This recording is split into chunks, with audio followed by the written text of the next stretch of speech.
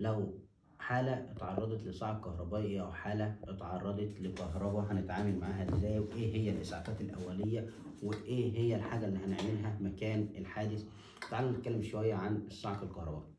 لما شخص يلمس سلك عريان وهو واقف حافي على الأرض كده، الكهرباء أو الجسم الإنسان بيبقى جزء أو دخل في الدائرة الكهربية بتاعة الكهرباء. يعني لو إنسان واقف مسك سلك عريان بإيده أو تعرض لمصدر كهرباء بإيده وهو واقف على الأرض حافي، فالكهرباء بتخش من الإيد بتمشي في الجسم وبتخرج من رجليه. وكده عرفنا إن في الكهرباء أو اللي بيتعرض لصعق كهربائي بيبقى ليه مدخل ومخرج، فبنلاقي فيه حرق في المدخل وبنلاقي فيه حرق في المخرج. وعشان كده الحروق اللي بتكون ناتجة عن الصعق الكهربائي ويكون من مكانين المدخل والمخرج، بنعرف نحدد مسيرة الكهرباء أو مسيرة المصدر الكهرباء ده في الجسم. يعني مثلا لو إنسان ماسك سلك عريان بإيده وساند على الحيطة بإيده التانية، فالمصدر الكهربائي خش من إيده ديت مشي في الصدر، عدى من الإيد التانية، وبالتالي بيكون التأثير في منطقة الصدر على الرئة أو على القلب أو على غيره.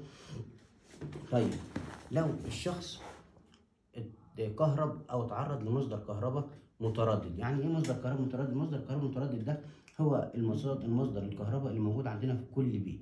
كل البيوت هي فيها المصدر الكهرباء ده. ممكن يحصل انقباض شديد وعنيف في العضلات، بيحصل حاجه اسمها تيتانيك ماسل كونتراكشن. يعني ايه؟ لو زي ما قلنا الشخص اللي اتعرض للكهرباء ده ماسك السلك بايده او تعرض لمصدر كهرباء بايده وهو ساند على الحيطه بالايد التانيه، فمصدر الكهرباء بيعدي من الايد بيمشي في الصدر بيعدي من الايد التانيه، وبيحصل انقباض عنيف في عضلات الصدر، وممكن الانسان ده يحصل توقف في التنفس نتيجه لكده.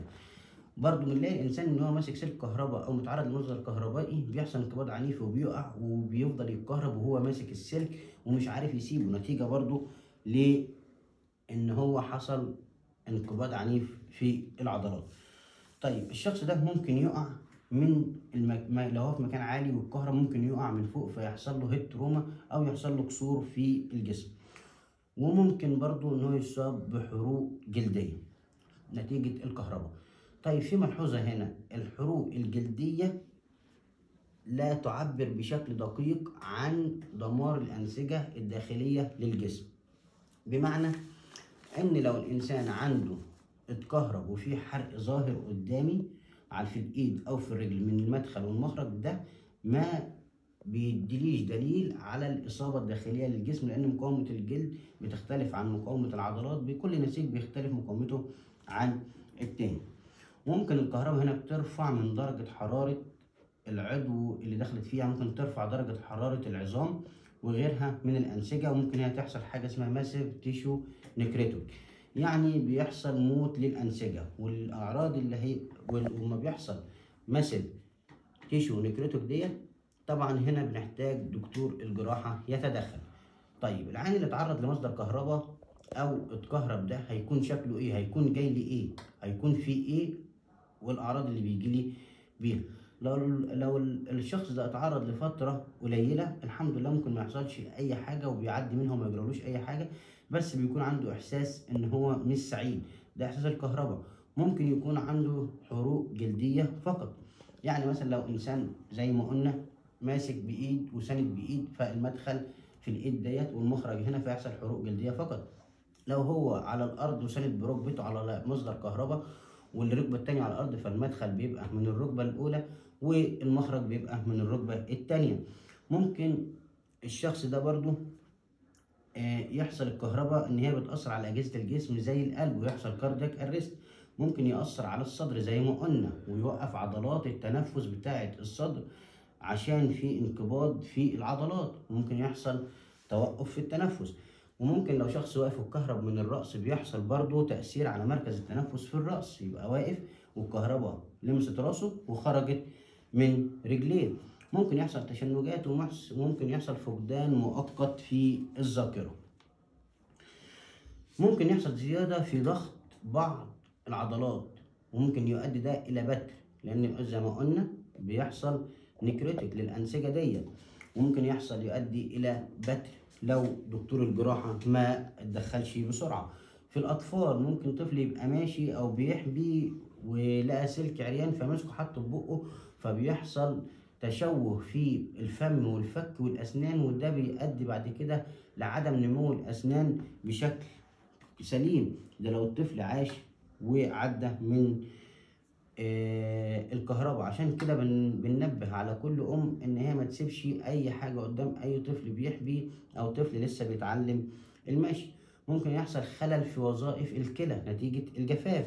قلنا زي ما قلنا لو الشخص ده اتكهرب من حاجه عاليه ووقع بيحصل له كسور في جسمه، في الرجل، في القدم، في اي عضو من جسمه. الفحوصات اللي بنطلبها في الحالات اللي زي ديت: السي بي سي والصوديوم والبوتاسيوم، يوريا وكريات، اي سي جي ده اجباري، يورين اناليسيس ده مهم جدا، اي بي جي وبي تي وبي تي تي. وعلى حسب المكان المصاب او اللي انا شاكك فيه بطلب الاشاعات بتاعتي. يعني لو حاسس ان الصدر هو اتاثر بطلب شيست اكس راي، لو حاسس ان المخ هو اللي اتاثر بطلب سيتي برين، لو في شاكك ان في كسور في رجله بطلب اشاعه على القدم، في ايديه بطلب اشاعه على الايد، ولو في مشاكل داخليه بطلب سونار على العضو الداخلي. طيب العلاج، الاسعافات الاوليه. بنبتدي الاول اسعافات اوليه. لو شفت شخص اتكهرب وانا بره في المستشفى، هنحط قاعده اساسيه اولا: يور فيرست سيفتي، او يور سيفتي فيرست، امانك اولا. يور سيفتي فيرست، امانك اولا، وان احنا بنأمن المكان اللي فيه. يعني لو شخص اتكهرب في عمود كهرباء في وسط بركه ميه وشخص اتكهرب شايفه بيتكهرب، ما اروحش اجري عليه واطلعه، لا، اماني اولا. لازم أن الاول اتاكد من ان انا فصلت الكهرباء، ان العمود ما عادش واصل له كهرباء، وبعد كده ببتدي ان انا اتحرك واشده. لو شخص ده في منطقه في وسط سلوك كتير جدا، ما اروحش برضو اجري عشان اشده، لا، بقى اشوف الحته الاول وان المصدر الكهرباء اتقطع، وبعد كده ايه ببتدي ان انا اتعامل معاه واطلعه. طيب انما لو شخص واقع في حته وفي سلك واحد بس هو اللي موصل له الكهرباء، بعصا خشبيه غير مبلله، نركز، عصا خشبيه غير مبلله او عصا بلاستيك، ببعد السلك عنه وبعدين بتعامل معاه ازاي؟ خلاص جبناه واتاكدنا واماني اولا وامان المكان. بتعامل معاه ازاي؟ هنفتح مجرى الهواء. لو مفيش اصابه في العمود الفقري، حاسس ان هو ما وقعش من فوق وفي اصابه في العمود الفقري، بعمل هيد تلت تشين ليفت، ولازم افتح مجرى الهواء. هشوف النبض بتاعه، لو مفيش نبض بشتغل فورا سي بي ار، انعاش قلبي رئوي. انعاش قلبي رئوي ده الاولي اللي هو البيزك لايف سبورت، لازم الكل يبقى عارفه، سواء في المصانع غير الطاقم الطبي، اي حد لازم يبقى عارفه عشان ابتدي اتعامل معاه. لو انسان ماشي في الشارع وقلبه وقف اعرف اتعامل معاه ازاي. وان شاء الله هنعمل فيديو عن الانعاش القلبي الرئوي الاساسي المتقدم، طبعا بيعملوه في كل المستشفيات للطاقم الطبي. طيب خلاص، العيان في المستشفى، جالي المستشفى، هتعامل معاه ازاي؟ زيه زي اي عيان طوارئ، اي بي سي. وقلنا اي بي سي يعني اير واي، والبي بريثنج، والسي سيركيوليشن. وبركب كانولا. الكانولا دي مهمه جدا جدا في اي عيان طوارئ يخش لك، لازم نركب له كانولا على طول. الاي سي جي ده اجباري، وبنحطه على مونيتور وبندي فلويد عشان نشوف كميه البول اللي خارجه، وبنركب قسطره بوليه عشان نشوف كميه البول اللي خارجه، وبندي صوديوم بايكارب عشان الحموضيه، وبندي مانيتول. واكيد طبعا بنعمل اي بي جي، وبنحتاج تيتانوس للعيان، وبنبتدي ليه مضاد حيوي عشان الجروح اللي فيه. طبعا لازم أن يكون معايا استدعي دكتور الجراحه عشان يشوف الحاله، عشان الجروح اللي فيه، عشان خاطر لو في ضغط على الانسجه الحيويه، ولازم يتحول. انا بتكلم ده كله في الطوارئ، بعد كده هيتحول لوحده الحروق، وكل واحد هيشتغل في تخصصه. دكتور العظام هيجي لو في كسور هيتعامل معاها، دكتور الجراحه لو في حاجه يتعامل معاها، دكتور التجميل لو في حاجه هيتعامل معاها. فديت الحاجات الاساسيه اللي احنا بنقول عليها اسعافات اوليه للمريض قبل ما يدخل المستشفى. وفي الطوارئ عندك دخل الطوارئ، بعد كده كل واحد بيتعامل في تخصصه، وان شاء الله ما نتعرضش لموقف زي ده. ولو تعرضنا له، ده احنا عرفنا شوية معلومات ولو بسيطة ازاي نتعامل مع حالة الصعق الكهربائي. وشكرا ودمتم سالمين.